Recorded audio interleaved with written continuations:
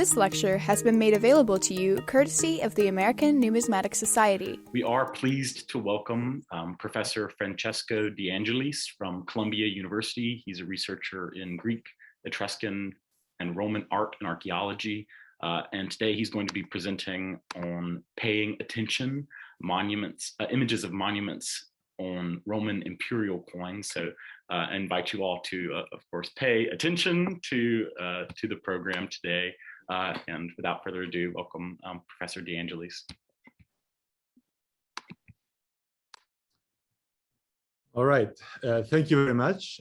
Thank you for the invitation, of course. I'm pleased to be able to talk to you. I'm also pleased that you're willing to sacrifice part of your Saturday to listen to this talk. So I really hope not to disappoint you.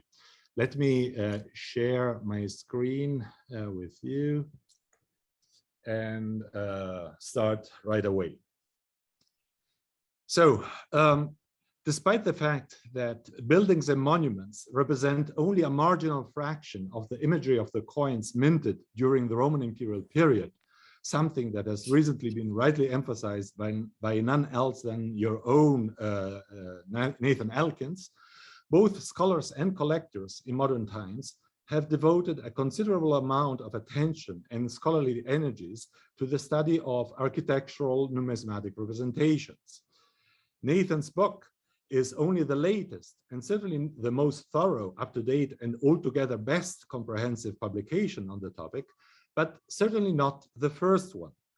To provide just one example and to remain within the boundaries of New York City, I would like to mention that the first professor of Latin and lecturer of Roman archaeology at Columbia at the beginning of the 20th century, George Olcott, was not only a passionate collector of Roman coins, and again, I think many of you are aware that his collection, which was bequeathed to Columbia upon Olcott's death in 1914, will soon be published thanks to Lucia Carbone. So not only was Olcott a passionate coin collector, but his Columbia BA thesis, submitted in March 1893, was entitled Roman Monuments and Buildings as Types of Roman Coins. The reason for such an intensive and persistent interest are, of course, manifold, but a large part of the appeal of this kind of images has to do with the possibility of using them as evidence to get a sense of, if not thoroughly to reconstruct, the aspect of now lost monuments, or in the case of buildings that are still extant, the possibility to check the correctness, the adequacy of their numismatic rendering, or the adequacy of modern integrations and restorations. And it is not simply the reference to external reality that plays a role here. What makes architectural representations on coins so fascinating and worthy and in need of scholarly research and discussion is the fact that the relationship between the numismatic image and the actual monument, be it preserved or not, is never so straightforward as one would superficially think. One could mention in the first place cases where the very identity of the monument represented is uncertain and disputed among scholars. A good example is this coin that shows a rare sestertius of the age of Domitian, about which opinions diverge widely. Some believe it to be the new Palatine Palace built by order of the emperor. According to others, instead, it is the Templum Gentis Flaviae, the dynastic sanctuary of the Flavian emperors. In some cases, it is debatable whether the represented building ever existed at all.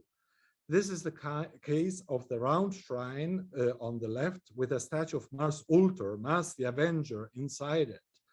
We know from archaeological remains and ancient marble reliefs that the temple of Mars Ultor, which was dedicated by Augustus in 2 BCE, does not resemble at all the numismatic image. It is possible, therefore, that the latter, which was minted soon after the god was given the epithet of Ultor, Avenger, upon restitution of the legionary standards by the Parthians, represented an earlier version of the project, or a temporary structure built to host the standards, as they were waiting for the real temple to be built, or that it had no reference at all in the real world and was purely symbolic. The motivations themselves for the choice to represent a monument on coins could vary substantially. On a series of Trajanic aurae, of golden aurae, it was precisely the ambitious building program of that emperor, which included the forum and the basilica in addition to the column, that was advertised by the coins. Instead, on a bronze coin dated to the 60s CE, the image with the Arapakis celebrated the altar of peace, celebrated the peace and tranquility guaranteed by Nero, rather than commemorate the original construction of the altar under Augustus.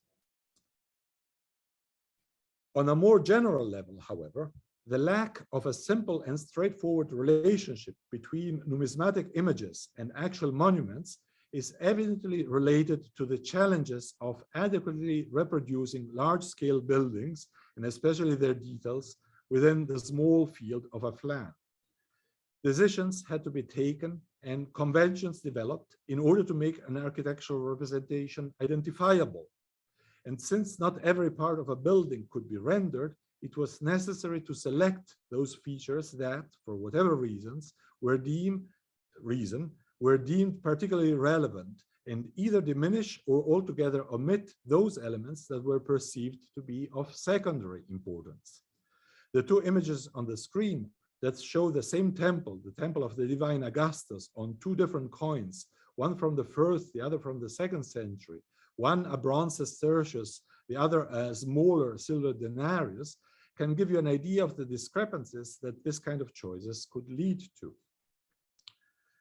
Traditionally, scholars, especially those interested in retrieving the original aspect of monuments, have been thinking of these modifications in terms of distortions, that is, of changes that are worth taking into account, mainly in order to neutralize them, as it were, in order to get to a more objective knowledge of the building they represent.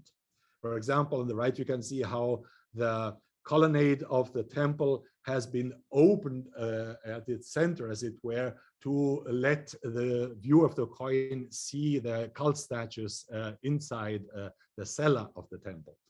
Whereas the coin on the left seems to be more objective, even though it renders only 6 rather than 8 columns, as the Temple of the Divine Augustus actually had. In more recent times, a different and to some extent complementary approach has been suggested by those scholars who are interested in ancient viewership. Their claim is that these alleged distortions are in fact a valuable source for understanding how a building or a monument was perceived or meant to be perceived by ancient viewers. In other words, representations on coins are to be taken as evidence for the reception of architecture and its figural decoration in antiquity. This approach has been spearheaded in particular by Paul Zanker, one of the leading experts of Roman art, a scholar who has contributed to redefine the field in countless ways, among other things, thanks to his groundbreaking work on Augustus and the Power of Images of 1987.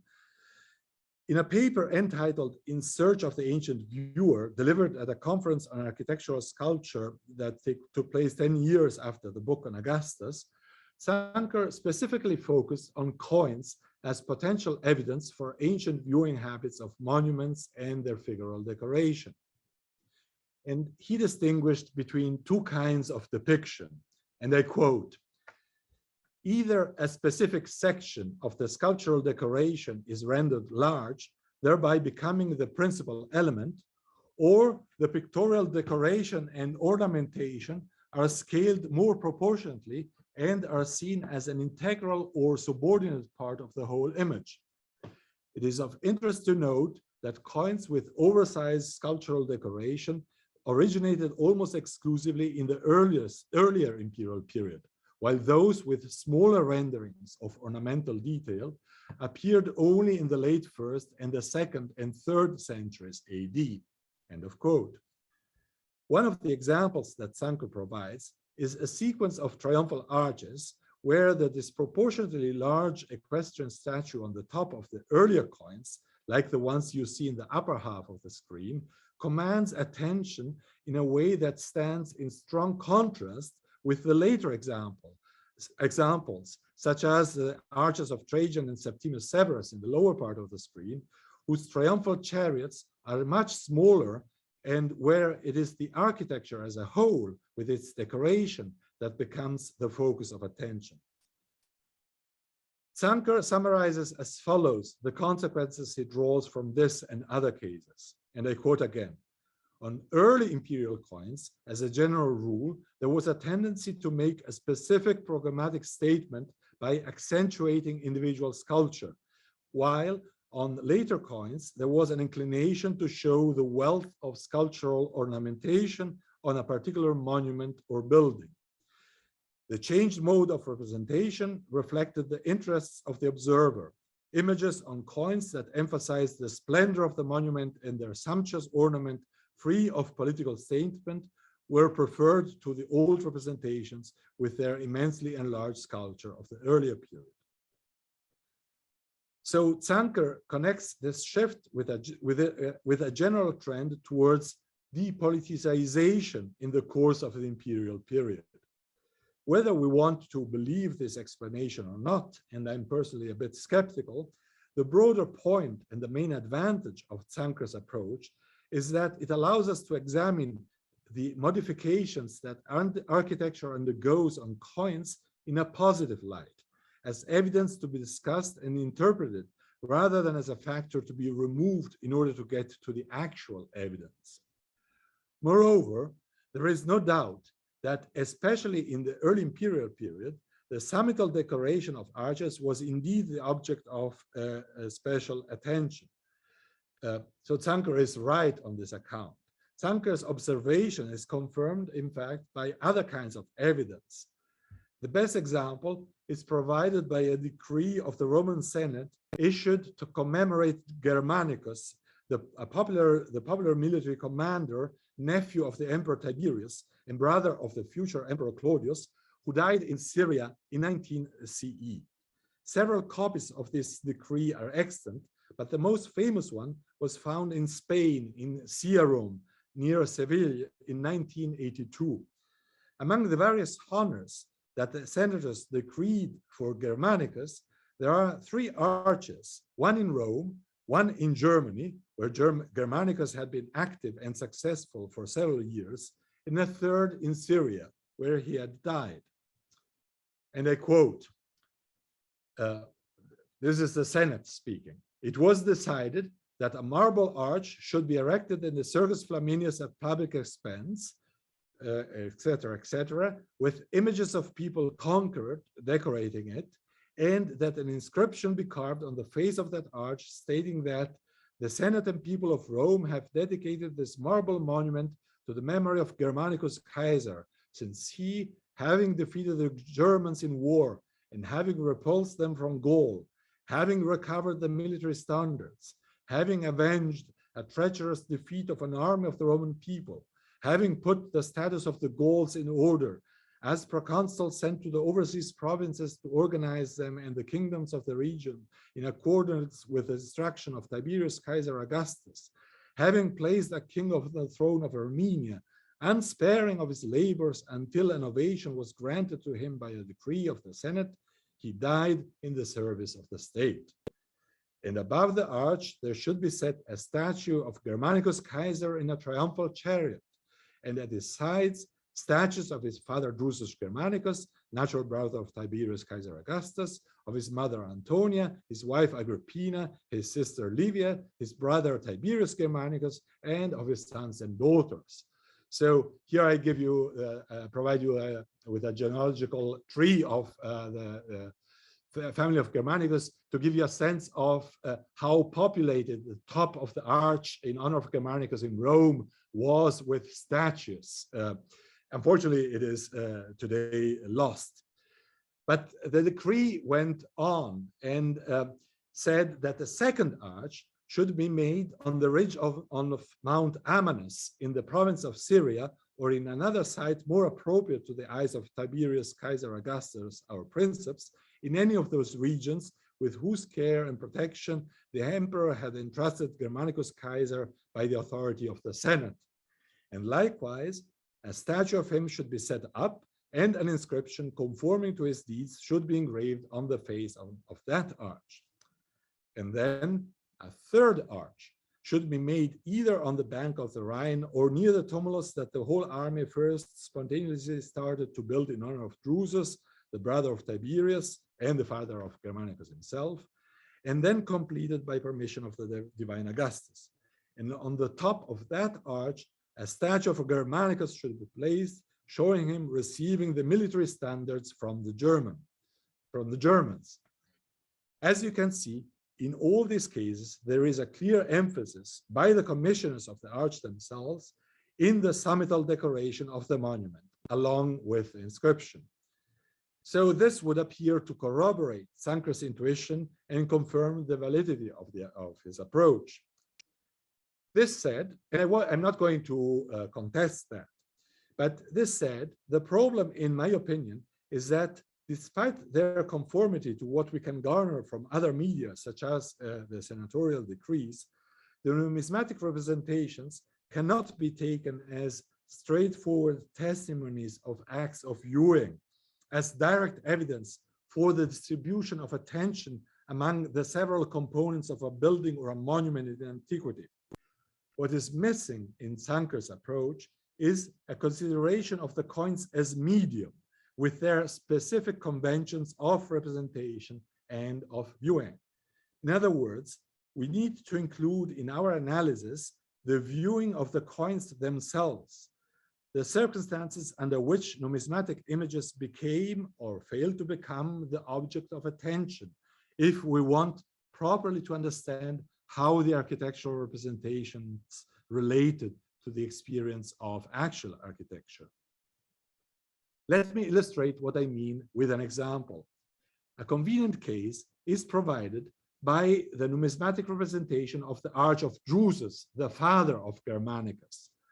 This image is commonly believed, which is also used by Sankar, is commonly believed to reproduce the arch that was erected posthumously in honor and commemoration of Druzes, father of Germanicus, as I just said, brother of Tiberius, and father of Claudius. Druzes was himself a successful and popular general under Augustus, especially active on the German frontier, where he died rather unheroically in 9 BCE after falling from his horse. Upon his death, the Senate decreed a series of measures to honor Druzes' memory. And we know about these measures not from inscriptions or bronze tablets, unfortunately, but from ancient historians. Suetonius, the biographer of the Caesars, says that the Senate, among various other honors, decreed for Druzes a triumphal arch of marble with trophies on the Appian Way, and gave the cognomen of Germanicus to him and his posterity. And Dio Cassius, 2 centuries later, says that the body of Druzes was borne to the campus masters by the night. It was given to the flames, and then Druzes, together with his sons, that is Germanicus himself and Claudius, received the title of Germanicus, and he was given the further honor of statues, an arch, and a cenotaph on the bank of the Rhine itself. So there is wide consensus among scholars that the arch on the Appian Way mentioned by the scholars, by Suetonius and Cassius Dio, is the one represented on the coins. And this is corroborated by the inscription De Germanis, by the presence of trophies framing the Equestrian Statue, and especially by the obverse of the coin, which carries a portrait of Druzes. Now, the issue is that the numismatic image that I'm showing, and that is among those that Sankar used to make his argument, is by no means the only one representing the Arch of Druzes. As a matter of fact, we can identify eight distinct representations of this monument on ancient coins, all of which date to the very beginning of the reign of the Emperor Claudius, the son of Druzes, half a century after the death of Druzes himself and the erection of the arch, we may surmise. Of these 8 coins, 6 or 8 images, 6 are on precious metal denominations. 3 sets of coins were issued as pairs of both golden aurae and silver denarii. 2 of these couplets, including the coin type we are already familiar with, carry the portrait and titulature of Druzes on the obverse. Instead, the third one, the lowest on the screen, has the portrait of Claudius. All of them, however, date to the first year of Claudius' reign, 41-42 CE. The other 2 emissions, instead, are of bronze, or rather a copper alloy sestertii. They are basically identical and differ mainly through the addition of the title of PP, Pater Patria, Father of the Fatherland, to the style of Claudius on the obverse of the second one. This time, the full titulature of Druzes is conspicuously displayed on the reverse, all around the arch. I follow Hans Markus von Kenel, Reinhold Wolters, and others in assigning both of the emissions to the beginning of Claudius' reign in years 41-42 and 42-43, respectively. Now, if we focus on the reverses, what is remarkable about this group of coins, all of which were minted within a time span of 1, maximum 2 years, is the fact that the arch of Druzes is rendered rather differently on them. In fact, it is possible to identify at least 4 basic types. The images on the sestertii are the ones with the greatest number of details. The articulation of the arch's architecture is rendered to a considerable extent. Each of the 2 pylons flanking the passageway is decorated with a pair of angular ionic columns, 1 and 2 and 1 and 2, placed on a projecting socle. The pylon's field that is thus frayed by these columns is divided horizontally by 2 dotted strips. So you may see them here and here, here and here. Same thing on the golden aureus, possibly a schematized allusion to a frieze in relief.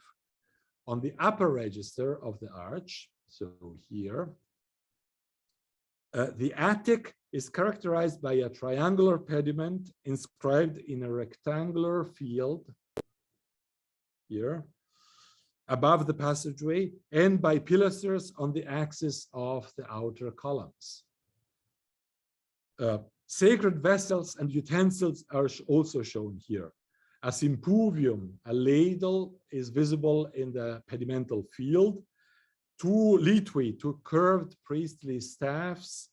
The emblems of the augurs are visible on the sides of the pediment, and a libation dish, a patera, and a jug, an urkios, are placed in the areas above the pylons. And then the summital decoration consists of an oversized equestrian statue of Druzes between 2 trophies. The horse is shown rearing on his hind legs in profile to the right, while Druzes is pointing a spear towards an imaginary enemy lying on the ground. Of the precious metal images, only one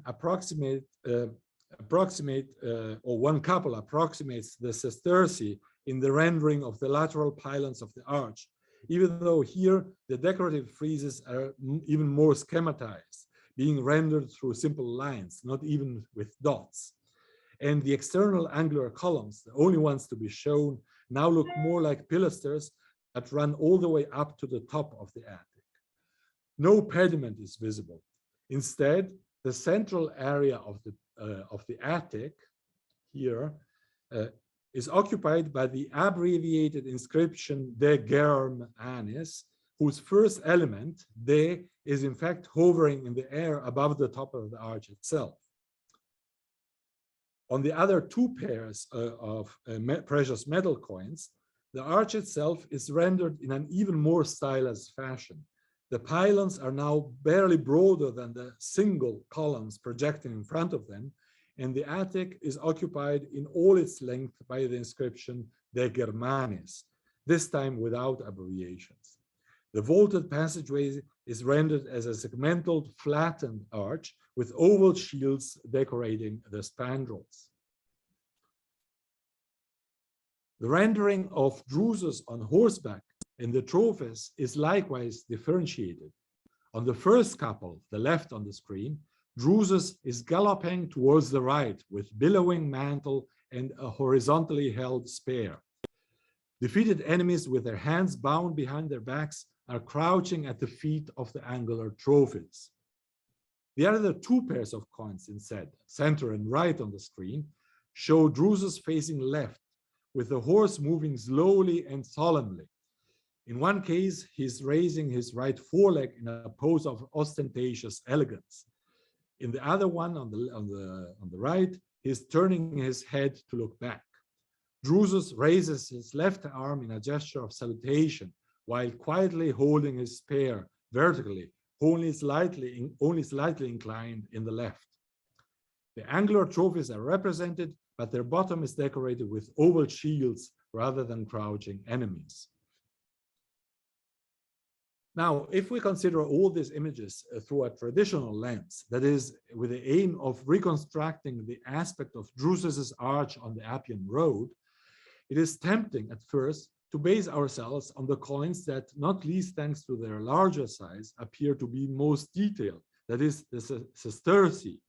The sestertii whose diameters are on average slightly over 3 centimeters, that is about more than 1/3 larger than the diameter of the aurae and the denarii, of the golden and silver coins, which whose diameters typically measure less than 2 centimeters. However, the situation is more complex. The sestertii, for example, do not leave any space for an inscription in the attic, that is, where the dedicatory text was no doubt placed on the real arch of the Appian Road, just as it was on the arch for Germanicus, as we saw from the Tabula Ciarensis, and where indeed we find it represented on the allegedly more schematic coins in gold and silver. Now, the decorative elements of the pediments and pylons, so the jugs, etc., could in theory be reconstructed through a combinatory method by adding the shields of the spandrels of the precious coins to the sacrificial vessels of the sestertii. We should keep in mind, however, that most of these elements, and especially the ladle and the pedimental feet, have in all likelihood symbolic character and are not meant to be a faithful rendering of the actual decoration of the arch. At least we have no attestation for the use of these motifs on extant arches. And as a matter of fact, it is the weapons in the spandrels for which we can find parallels in the surviving monumental evidence. So again, it is the golden coins, the golden and silver coins, the smaller ones, the more schematic ones that seem, in this case, to be closer to reality, or at least to be more, to have a higher degree of verisimilitude. But it is, as you can imagine, the equestrian statue of Druzes that presents the most problems. A priori, there is no reason why the rearing version of the sestertii should be attributed higher credibility than any of the other three, nor is there any internal criterion that can be used to privilege one version over the other ones. These are 4 different types, all roughly comparable in their degree of detailedness and fundamentally incompatible with each other. A combinatory method does not work here. This situation is particularly vexing because it does not simply affect our ability to reconstruct some key aspects of the original arch, but it also potentially impinges on the validity of Sankar's approach. As you will have noticed, even the sestertii, which devote more attention than the aurae and denarii to the properly architectural parts of the arch, still very pointedly emphasize the equestrian statue on the top of the monument by enlarging it in a way that is clearly out of scale if read in terms of mere objectivity. In other words, as far as the equestrian statue is concerned, the sestertii present an image that is no less distorted than those of the precious metal denominations. Paradoxically, therefore, precisely that component of the monument that is supposed to attract the most attention, and one may add, was therefore most likely to be checked against the real arch, is also the one that seemingly was observed and or remembered least accurately by the numismatic designers. How can we explain the inconsistencies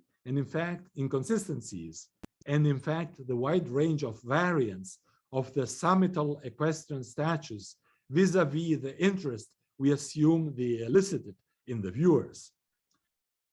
A first step toward a solution is to draw on scholarship that has examined the imagery of the coins in terms of audience targeting and has traced a distinction between precious metal and base metal denominations in the assumption that the former ones were primarily meant for elite viewers, whereas the latter ones were aimed at a broader non-elite audience. Consequently, the figural decoration of the two categories of coins has been correlated with the tastes and interests of these putative audiences. Generally speaking, according to this approach, base metal denominations like the sesterce tend to visualize abstract values and notions through realistic scenes, whereas gold and silver coins use a more symbolic visual code to illustrate those same concepts.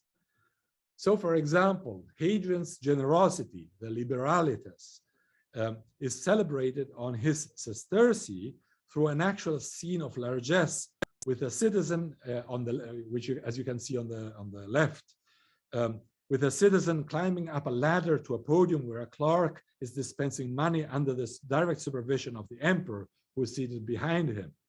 On the golden hour and silver denarii instead, the same quality is illustrated with the help of an idealized female personification that holds a cornucopia.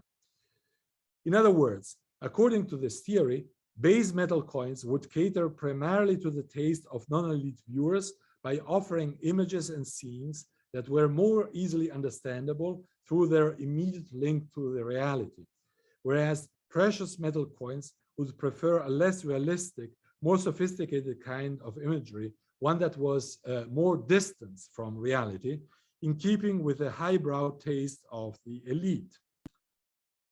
In the interest of time, I will not offer a critique of this model. There are exceptions, as you can see on the screen, and there are further considerations that I could make. So I've described this model only in the most general of terms, but for the sake of argument, let us accept the overall validity of its fundamental premises. This way, we can apply this theory to the coins with the Arch of Druzes and draw a sharp distinction between the sesterce on the one hand and the other emissions on the other, and surmise that on account of their realistic tendencies, the former, the sesterce, were not only overall more detailed, but also more accurate in faithfully rendering features like the exact postures of the Equestrian Statue of Druzes. So we should use the sesterce to reconstruct the arch, the decoration of the arch. The sesterce, where the imagery of the sesterce was closer to reality than that of the auri and denarii, which instead were less concerned with a precise reproduction of the arch and therefore freer to devise variants. This explanation could be even corroborated by a further circumstance. We know from the geographer Strabo that in the Augustan early Tiberian age, the mint that produced precious metal coins for the emperor was not located in Rome, but in Lugdunum, in Gaul. In contrast, base metal denominations were issued in the capital. Unfortunately, no ancient source tells us explicitly when the minting operations of gold and silver coins were moved to Rome. However, Reinhard Wolters has convincingly argued that this only happened in 64 CE under Nero, and that during the reign of Claudius, who who, by the way, had been born in Lugdunum itself, almost all aurei and denarii were still minted in gold. If so, this means that the numismatic designers and die cutters that were responsible for the production of the coins under discussion were far removed from the capital and had no chance to check the accuracy of the numismatic images against, say, the Arch of Druzes on the Appian Road. In fact, the designers of the precious metal coins might have never seen the monument in person. Thus, the differentiation of visual conventions according to metal type, combined with distinct and distant production locations, may suffice to explain the variant renderings of the statue of Druzes atop his arch. In a sense, the problem is solved. We no longer need to worry about what is a minor and ultimately rather insignificant detail. Does anybody really care about whether Druzes' horse was facing left or right? And I could stop here, thanking you for your attention and apologizing for having occupied your valuable weekend time with such irrelevant trifles. However, as every lover of coins knows, small details are far from irrelevant. And in fact, the solution I have provided, though not wrong per se, and not implausible per se, still not is completely satisfactory to my mind. Yes, it creates a plausible scenario for the phenomena that we discussed, but it does not really explain why the variance came up. To put it in slightly different terms, it still treats the variance in mainly negative terms, as failures, as mistakes that need to be explained away so as to get to the result that really matters, that is the original appearance of the Arch of Druzes. Ultimately, the numismatic images with their manifold renderings are treated exclusively as evidence for something else, that is the marble monument, and they are not taken into consideration also for their own sake, for their nature as numismatic images, as numismatic images. Especially if we take seriously the issue of viewership as a historical problem, we need to keep thinking. Stopping here, therefore, would, in my opinion, be a missed opportunity. As I mentioned before, we ought not to overlook the medium-specific kind of viewing that characterizes numismatic images if we want to achieve a full appreciation of the manifold ways in which the Arch of Druzes was rendered on the coins. The circumstances of the viewing of coins, the circumstances which the minters and die designers were certainly aware and mindful of, need to be taken into account as well. It is not just the viewers of the arches that matter, but the viewers and users of the coins as well. We therefore need to move from the attention devoted to the figural imagery of an architectural structure, such as a honorary arch, to the attention devoted to the imagery of the coins that reproduce that monument. As you may have already realized, the notion of attention is key in this context. Attention is a concept that has attracted increased interest in recent times, in addition to marketing and advertisement professionals, by scholars as well, sociologists, philosophers, specialists of rhetoric, art historians, and so on. It is a notion that is far from simple, and I'm not going to disentangle all of its manifold facets and implications today.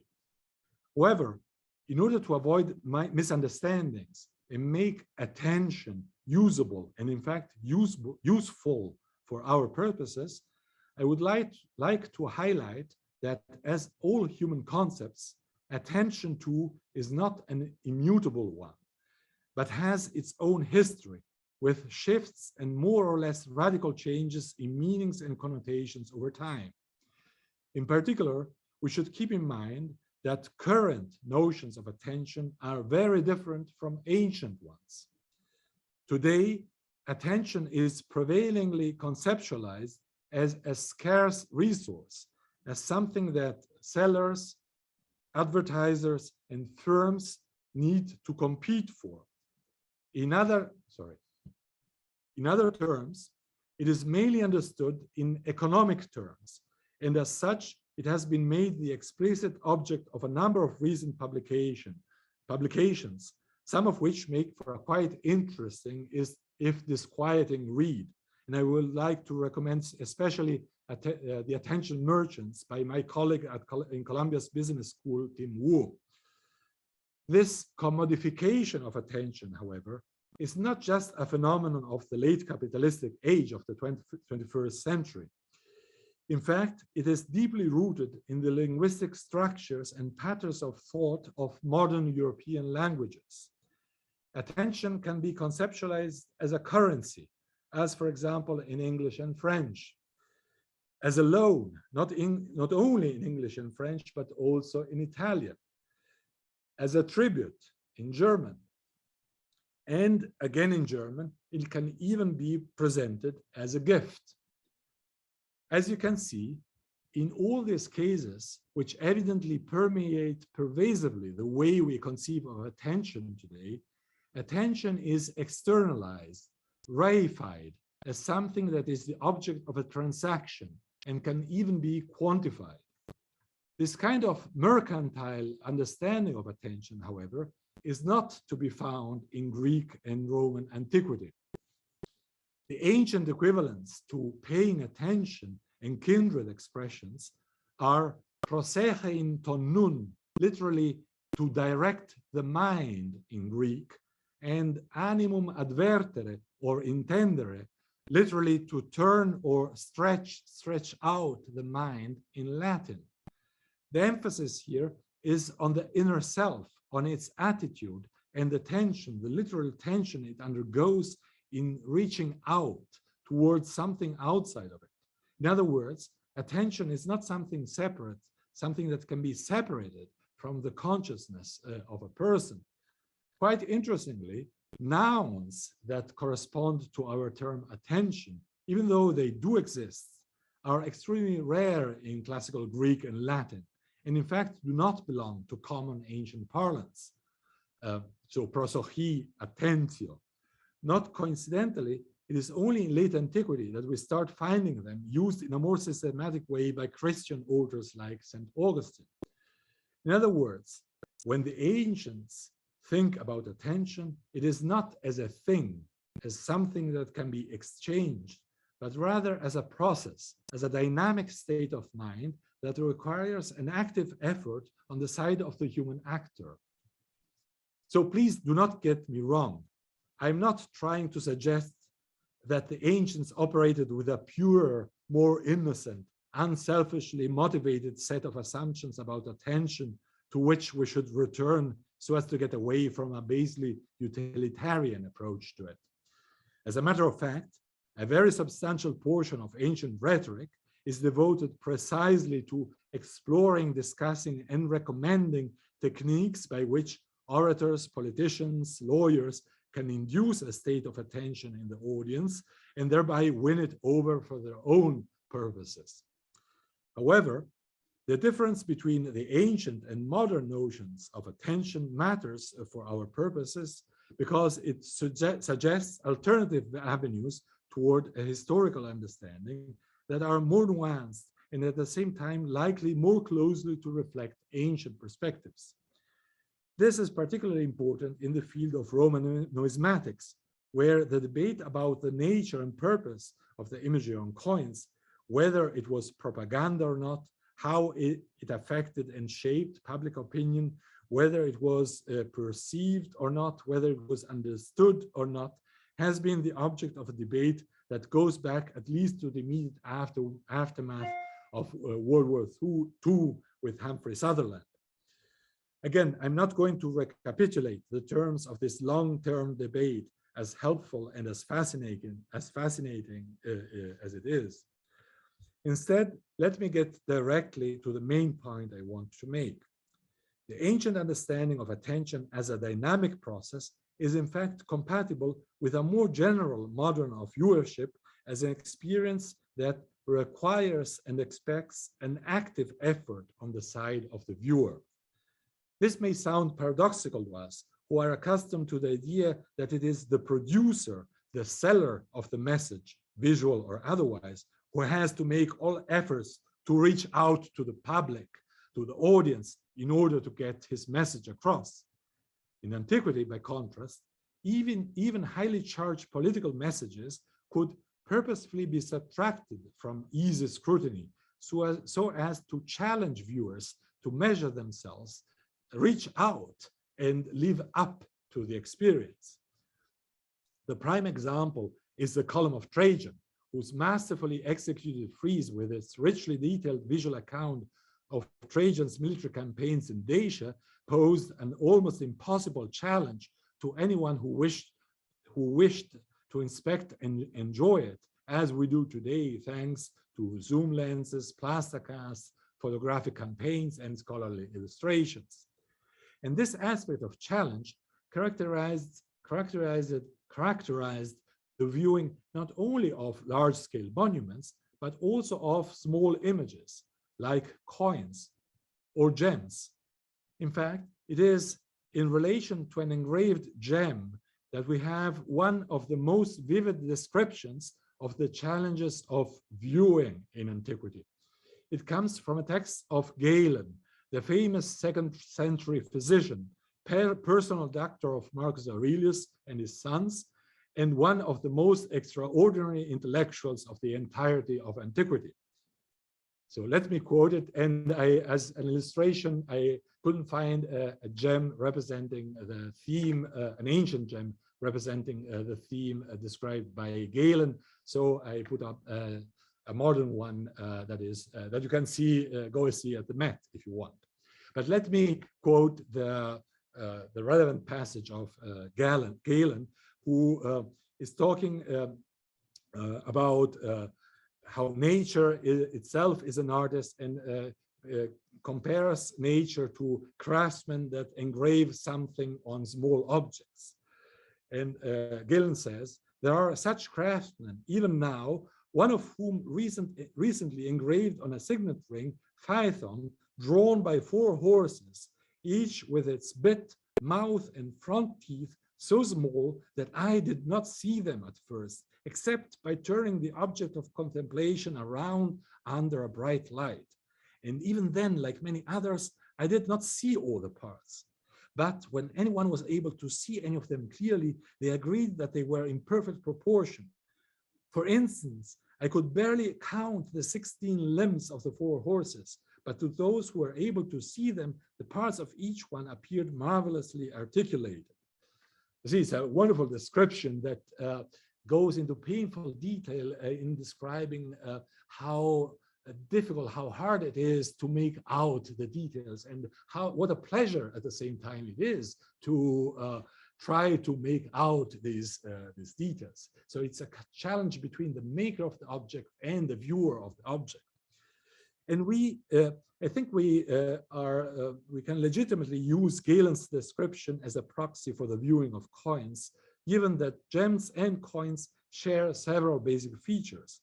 Not only are they small-sized carriers of artfully made images, but they're also both precious, valuable, not least on account of the images they carry. In the case of coins, in the first place, thanks to the portrait of the emperor that guarantees their value. Moreover, in both cases, the artifacts have a specific function, be it as a currency or as a seal. In other words, neither gems nor coins are pure works of art. Of course, it is unfortunate that we do not have any really equivalent testimony for coins. Even though there are not many ancient texts mentioning numismatic images, and therefore presupposing an act of viewing, none of them describes the act of viewing itself. However, there is at least one text, or rather set of texts about coins in ancient literature that comes close to Galen, and in fact provides extremely interesting information about the circumstances under which numismatic imagery could be the focus of close scrutiny. As you may easily imagine, this is the famous episode of Jesus and the tribute penny, an episode that was depicted by famous artists as famous as Titian and Rubens in the modern age. And as you may notice, in either case, does Jesus in his paintings or anybody else actually look at the money. Therefore, I will put up a more explicit image by James Tissot, not least because it is located here in New York in the Brooklyn Museum. And the episode is narrated in the synoptic gospels of Matthew, Mark, and Luke, as well as in 3 non-canonical versions: the Egerton Papyrus 2, the Gnostic Gospel of Thomas, and the First Apology of Justin Martyr. Of course, I need to make a choice for the sake of time. I'm already running a bit late. So given St. Matthew's own expertise and familiarity with money as a former tax collector, I will focus on his version and read his text only. You have the Greek, the Latin version, and then the translation. I assume most of you are familiar with it. The Pharisees went and took counsel how they might entrap Jesus in his talk. They sent their disciples to him along with the Herodians, saying, "Teacher, we know that you are honest and teach the way of God in truth, no matter who you teach, for you aren't partial to anyone. Tell us, therefore, what do you think? Is it lawful to pay taxes to Caesar or not?" But Jesus perceived their wickedness and said, "Why do you test me, you hypocrites? Show me the tax coin." They brought to him a denarius. He asked them, "Whose is this image and inscription?" They said to him, "Caesar's." Then he said to them, "Give therefore to Caesar the things that are Caesar's, and to God the things that are God's." There are many elements in this episode that would be worth analyzing and discussing that I will not touch upon, starting with the identification of the tribute penny. I will limit myself to noticing that Jesus turns out to be the ideal numismatist. He knows that image and legend are supposed to be considered in tandem. Whose is this image and inscription? Unsurprising, perhaps, given that we're talking about the Son of God, but interesting nonetheless. At the same time, it is to be noted that the discussion focuses on one side of the coin only. The reverse is not taken into consideration. This may be disappointing. However, it is in keeping with the other ancient textual sources about numismatic imagery, the overwhelming majority of which focuses on the portrait of the ruler on the obverse.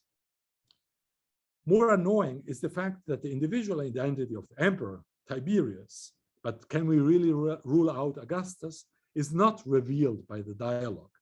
Evidently, in the context of Jesus' conversation with the Pharisees, it is the emperor's role as ruler, as supreme human authority, in contrast with God, that matters. One cannot help wondering whether either Jesus or the Pharisees really looked at the coin at this point. The text, if you read it attentively, never makes this point explicit, that they're looking at the coin. Nor do we actually understand how attentively they looked at the coin. So perhaps in the end, Titian and Rubens were more correct than Tissot in their rendering of the episode. But this is precisely the point, and I come to a conclusion. Clearly, the degree of detail one could go into, the quality of the attention that was devoted to a numismatic image, depended on the specific interest that motivated the act of viewing. For the sake of Jesus' argument, for example, which hinged upon the contrast between the divine and worldly authority, the personal identity of the Roman emperor portrayed on the coin was of secondary importance and could be discounted. More important are two further circumstances, which the evangelical text is the only one among ancient testimonies on numismatic imagery to make explicit. A, in order to be looked at, the denarius had to be taken out of circulation. There is a moment of suspension, ultimately caused by the Pharisees' question about the legitimacy of the Roman imperial taxation. Coins are not actually used, do not function as currency, while they are the object of scrutiny by Jesus and the Pharisees. B, just as importantly, this state of suspension is a temporary one. Once the question has been addressed and the issue resolved, the coin can be returned, rendered to its circulation circuit, to its function as currency. Quite significantly, however, it does not so in spite of the imagery, but because of it. Render unto Caesar the things that are Caesar's. In other words, what the evangelical episodes tells us is that the life cycle of a coin includes moment of close or closer viewing, and that the relevance of these moments does not cease when the actual viewing stops and the coin begins circulating again. But in fact, it is a condition of that circulation. This link between the viewing of coins and the circulation of coins could, of course, be expanded to include a whole spectrum of further possibilities. Since the kind of attention that coins attract is not simply visual, but also tactile and taste related. But it is time to come back to our arch. Viewing the Arch of Druzes on the coins of Claudius was something that was inextricably linked with the circulation of its image, with the fact that other than the arch itself, the coins were not bound to a specific place, to the arch's static topographical location on the Appian Road. The attention that the arch with its decoration could draw thus expanded beyond its actual physical setting, thanks to the coins. In other words, the coins amplified the visual impact of the arch, potentially spreading it to every corner of the empire, or in any case, wherever they would circulate. In this frame, the variant renderings of Druzes' equestrian statue on its top do not disprove the interest in the arch and in its appearance, nor are they the expression of a merely symbolic use of a visual motif without any meaningful reference to the real arch and the upper road. Quite to the contrary, they should be understood as expansions, amplifications, even enhancements of the arch's impact on the viewers. By assuming different postures on different coins, the monuments of Druzes come to life. The monument of Druzes comes to life, as it were, suggesting that one posture, one statue was not enough. Individual viewers, of course, would not be able to realize that there was a multitude of arches. They may see just one coin at a time, or just one coin with Druzes, or the Arch of Druzes during their entire lifetime. But this does not really matter, because what mattered was the cumulative effect of a multiplicity of viewing acts. Dozens, hundreds of viewing acts, even inadvertent, distracted viewing acts. On this understanding, the lack of correspondence between the monument and the details of the numismatic image is not the manifestation of a failure, and certainly not the expression of carelessness, of insufficient or unsatisfactory degree of attention on the side of the viewers of the arch. Instead, should be seen as an active response to the challenge that the monument posed, as a sign of engagement with its most significant component, namely the equestrian statue, an engagement that was mindful and took full advantage of the specific generative potential of the coins as a mobile medium that could channel attention and thereby gain new viewers for the arch by virtue of its multiplication and its circulation dynamics.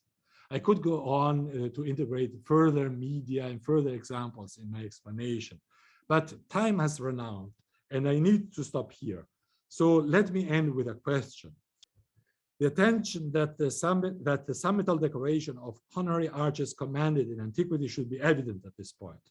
But one may still legitimately ask whether it was whether it is worth devoting our attention, spending our precious time focusing on these matters. After all, why should we care about old equestrian statues? They're coming alive in different media and the details of their iconography. Indeed, why? So, thank you for your attention and for your patience. Excellent. Thank you so much. This was fantastic. And we have a couple of questions already in the chat here. I think you answered some of them, but I'll run through the question anyway. So there's a question here from Michael. What do the shields on the De Germanis coins represent? Are they trophies? And I think you said yes, they were trophies. Could I expand on that a little bit? The other coin that shows the people instead of the trophies, presumably those are connected. Yeah, the ones on the upper left, or the upper column, the gold and the silver. So are those people associated with those shields? Yes, they, based on what we know about the conventions of this kind of imagery, those are representations of the defeated German enemies that were tied at the bottom of the trophies that were erected to commemorate these victories. And of course, on the arch, on the real arch, marble or bronze representations of these enemies would be placed under the trophies.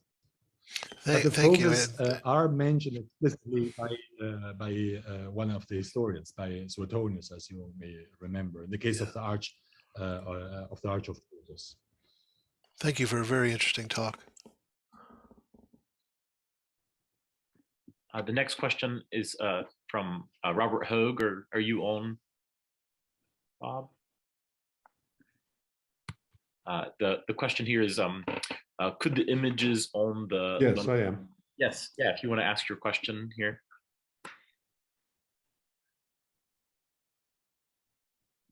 Yes, I was wondering, could the images on the Lugdunum pieces, the gold and silver, reflect the arch that was erected in somewhere in Germany rather than the one in Rome?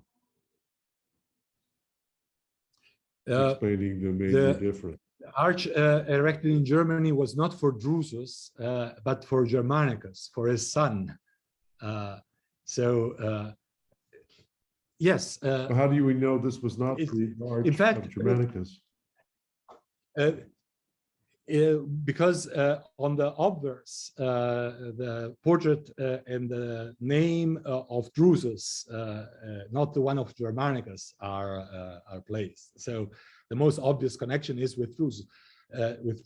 But I think you make a good point that is not incompatible with what I've been arguing.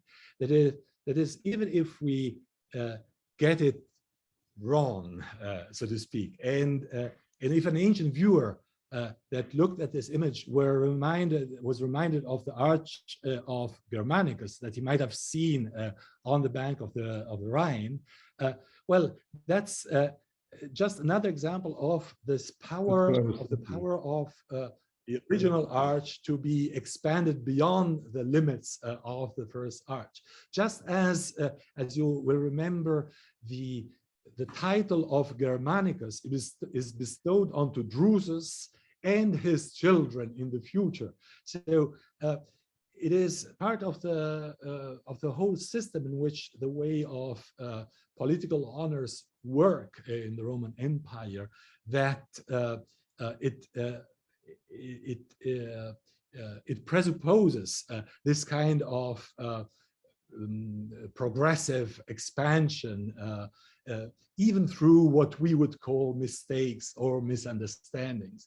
What is important to realize is that these misunderstandings, if they were misunderstandings, were not failures in terms of the efficacy of the images. Quite to the contrary, they contributed to them.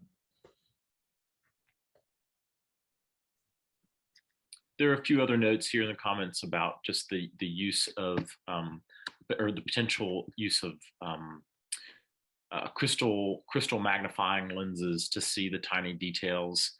But I don't know if you have any comments on that.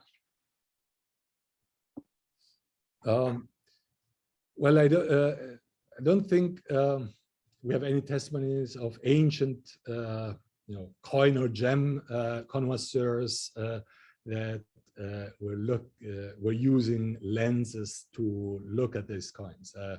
As I said, even the passage by Galen is really an exception. I wish we had more of these descriptions, but there are several other less explicit texts that do elaborate on as I was saying before, the difficulties and the pleasures of looking at small-sized images, and frame them explicitly as frame this act of viewing as part of a challenge, of a contest between the maker of the image, which is of course the artist, but also the patron, the commissioner, and the viewer. And then Nathan Elkins, if you wanted to read out your comment or share some commentary here. Yeah, I typed a question, so I guess I'll just read it. I wanted to first thank you for an excellent talk. You gave us a lot to consider and think about. And I know here you're primarily interested in the reception and viewership of architectural representations. But of course, there's always the producer to consider and the intentionality of images.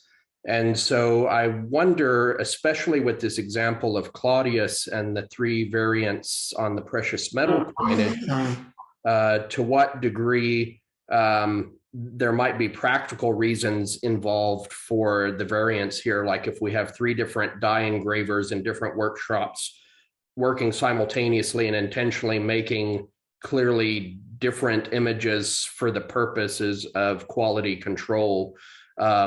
And so you can identify the workshop from which the design came.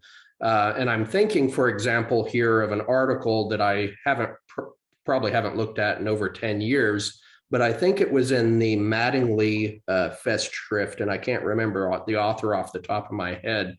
But if I recall the argument correctly, it was that about the early Julio-Claudian coinage and the idea that, you know, you have only a certain number of types in any given year, or variants of types to help identify from which workshop design certain coins came. So wanted to see if you had any thoughts on that.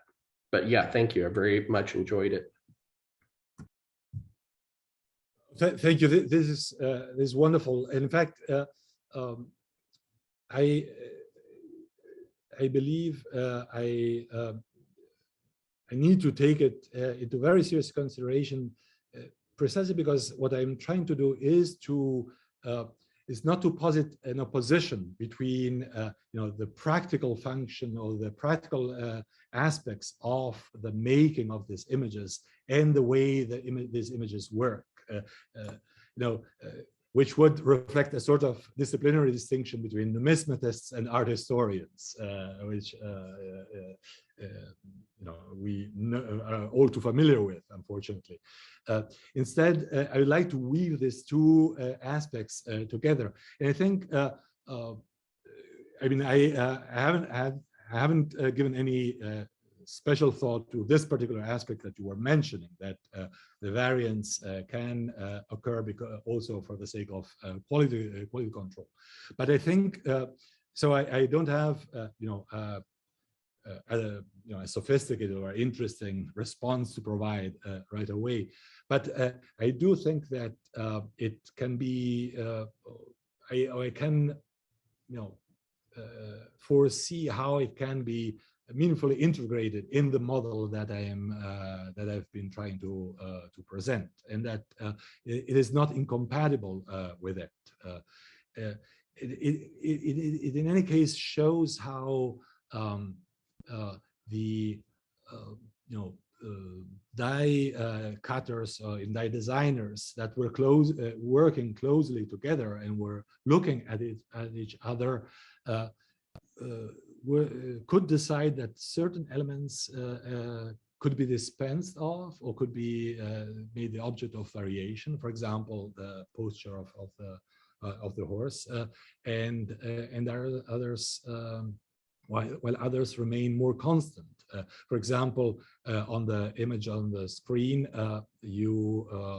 the 2 lower aurae and denari show the arch in almost exactly the same way. So they only change the head, make a change in the head of the horse and the foreleg of the horse.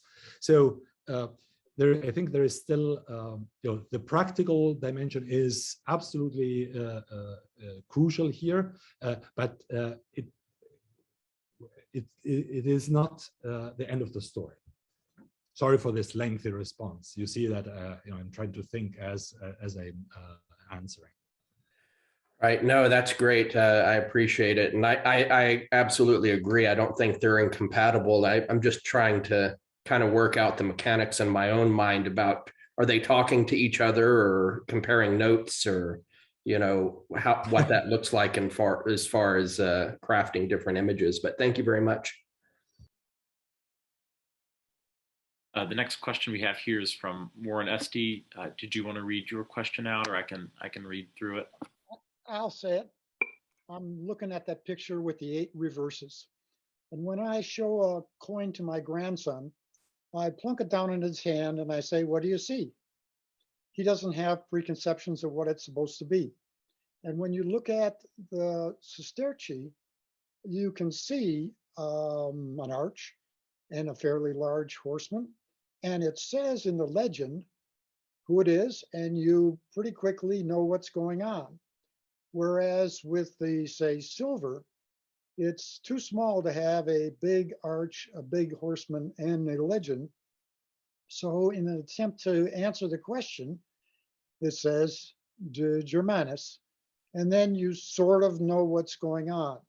I think the De Germanis part of the legend probably wasn't very prominent on the original arch, and I would make the sesterci more realistic because they're larger and you can figure out what's going on. You can answer the question. My grandson can answer the question. And that's why they're more realistic, not because they're directed at a lower class of people or the gold people are more sophisticated somehow. It's just size. Thank you. Yeah, the model that I described, the theory that I described, I have to say a couple of things. First of all, I presented a very abbreviated version of it that doesn't really do justice to the various versions which it has been presented, in which it has been presented by scholars like Metcalf, Hexter, Marzano, Norenia, and so on and so forth. All of them are more cautious than I have been, so to speak, or more nuanced than I have been. That's the first thing. Secondly, however, I completely agree with you that a one-to-one direct relationship between realism and non-elite viewers, Cistercian plebeians, and so on and so forth, that doesn't really work. Again, I've already taken a lot of your time with this lecture, but so I cut out a whole piece about where I was qualifying this issue of viewership. I don't believe that such a clear-cut distinction can be traced, even though it has been an interesting experiment, so to speak, a thought experiment in trying to understand whether the die designers, the authorities that minted the coins, actually cared about who was viewing the coins, which still remains a problem that is worth asking about. But I agree with what you're saying about, again, some practical circumstances that explain the phenomena. What I just want to add is that they are not enough. They are not wrong, but they're not enough. I mean, there's more to that, and this is where things become interesting. Thank you. Elizabeth Dill, if you want to ask your question, or I can read it out. I'm happy to ask it, but basically also summarize it. Thank you for your talk. I also was thinking of a more practical sort of explanation for the divergence of the coins in their depiction of architecture that you see here, and that is simply The sestertii are bigger, so you have more room, and also they're not being minted in the volumes that the denarii are.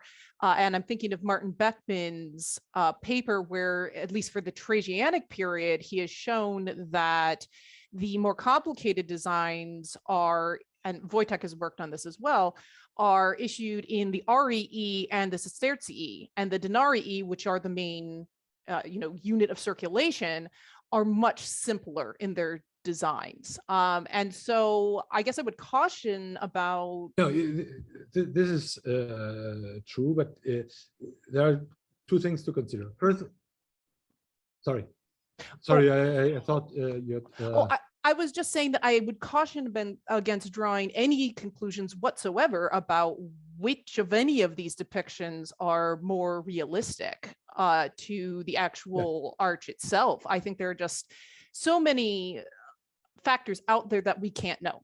And that I think that your focus on reception and sort of how even the artists themselves, the carvers, are receiving these monuments and conceptualizing them is an excellent way to focus, because, we have the coins, we don't have the arches or any point of comparison.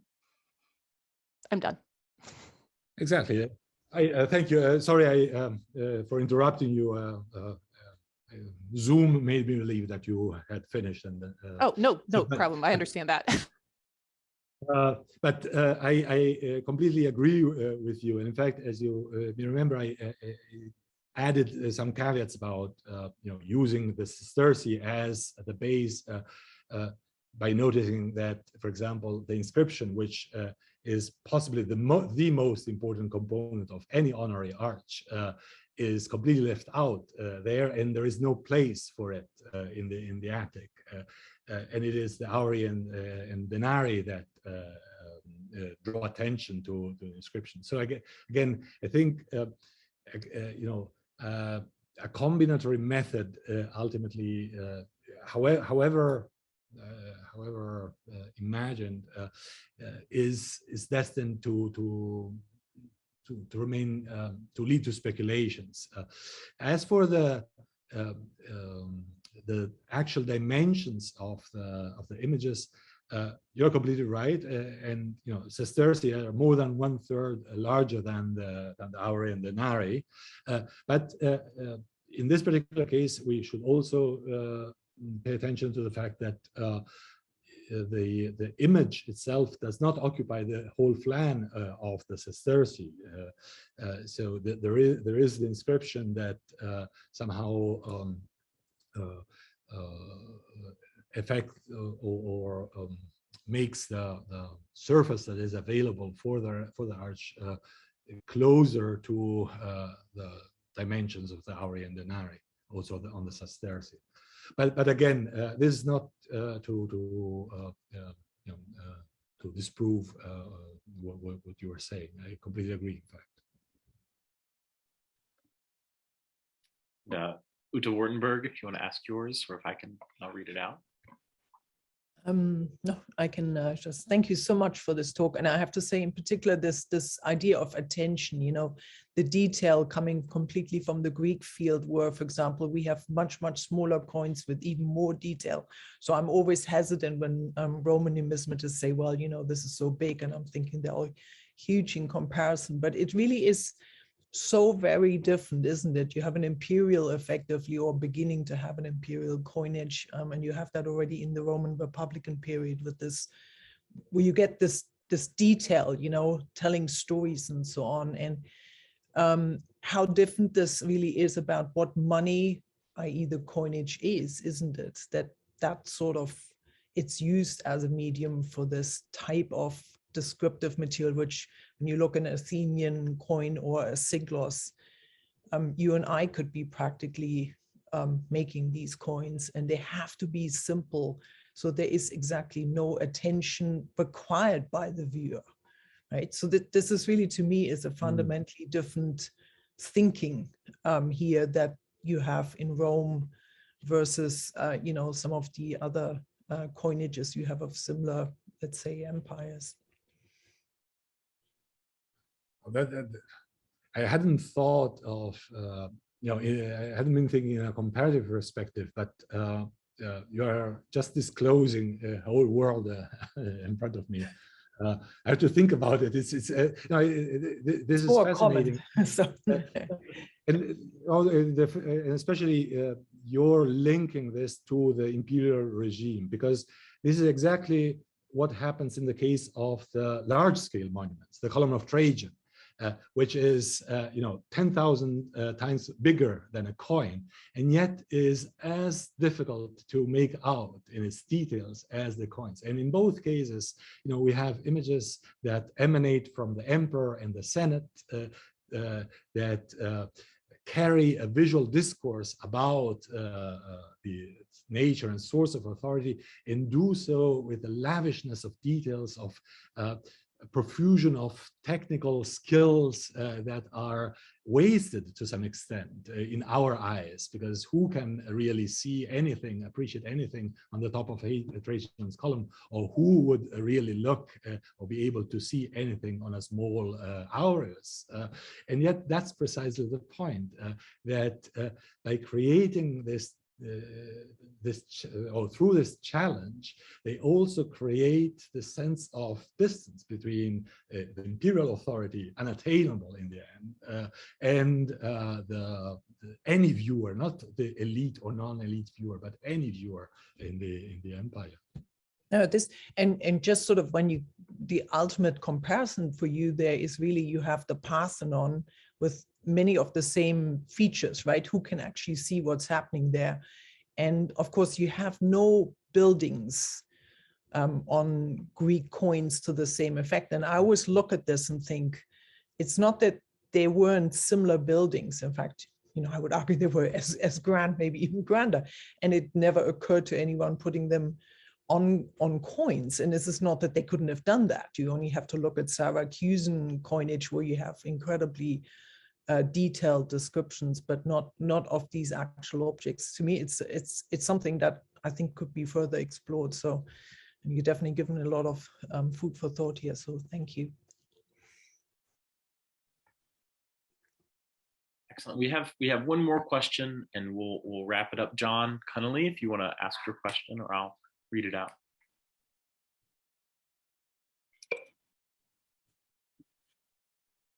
The question is it relevant to this question that these coins first entered circulation as payment to the military? Accepting the coin is thus acknowledging the authority of Caesar, one's commander, and his ability to provide victory. As the coins passed into broader circulation, the civilian users were also accepting the authority or legitimacy of the state by their use and possession of these miniature monuments.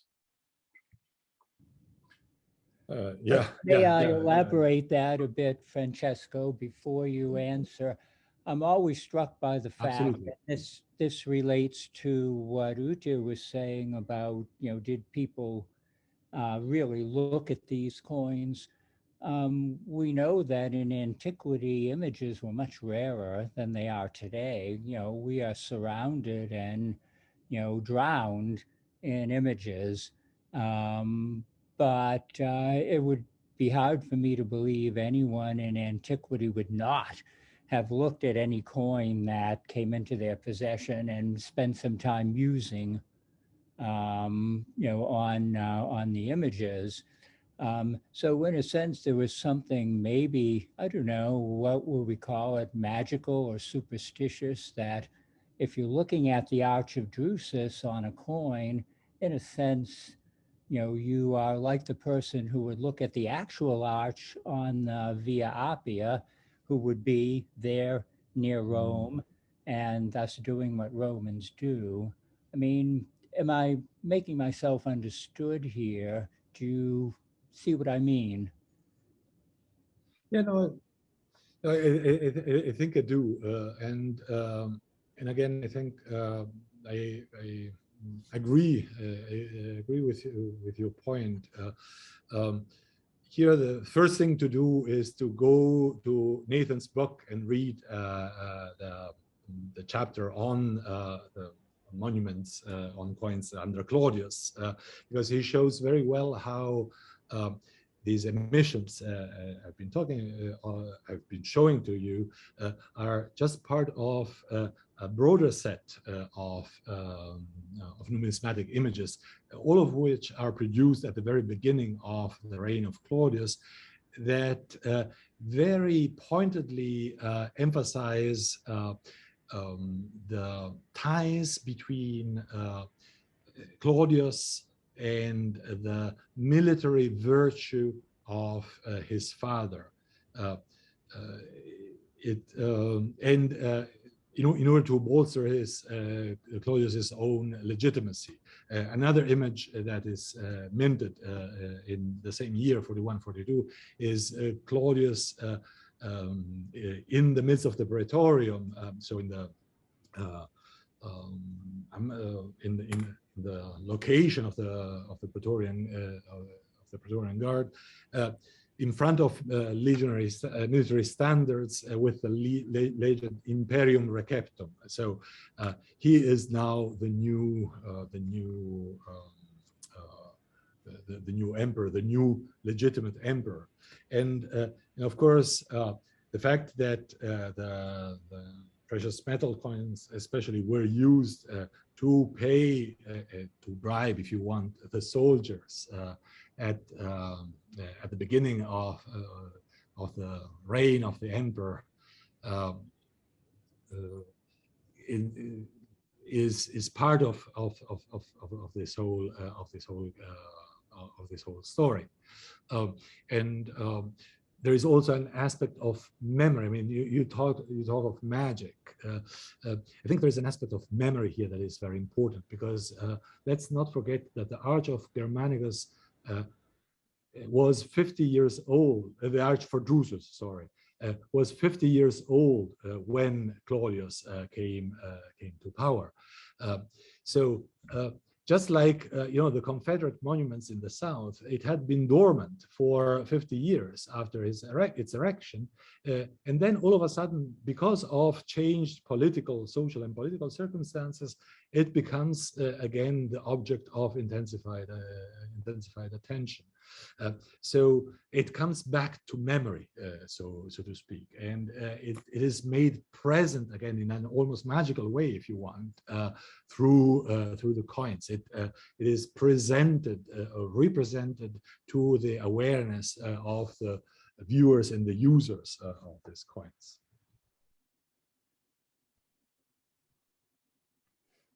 Excellent. Thank you again for another fantastic Money Talks lecture. Thank you for watching the American Numismatic Society's YouTube channel. Don't forget to subscribe.